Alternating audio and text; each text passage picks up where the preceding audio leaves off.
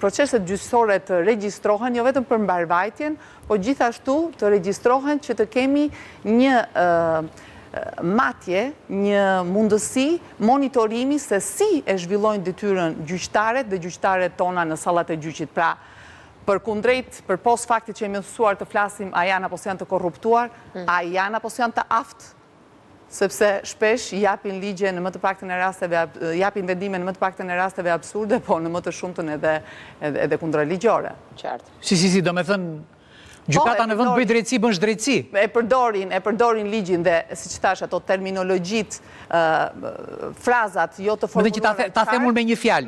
Gjyqtari merr ca lek, blen një palë ruaza të shtrenjta dhe ndërkohë me parat që ky bleu këtë gjë, një dikush tjetër ka humbur jetën ose ka humbur ardhmërinë ose shpresën ose ka humbur marrëdhënien me fëmijët ose ka humbur të drejtën e strehimit, ka humbur të drejtën të ketë një proces gjyqësor divorci. Po këshin nga shumë e rëndë kjo gjë. Absolutisht po, është shumë e rëndë. Dhe unë mendoj do ishte me shumë vend. Dash ka një vetting vetëm për këtë? Patjetër. Unë mendoj që më shumë vettingu, do të thënë spaku më shumë se sa të hetoj për anën korruptive, që paka shumë dihet opinioni se çfarë mendohet për gjyqtarët tanë, duhet të shikoj anën profesionale, a janë të aftë apo të pa aftë, sepse dhe kjo Jo, ata sa kuptojnë që nga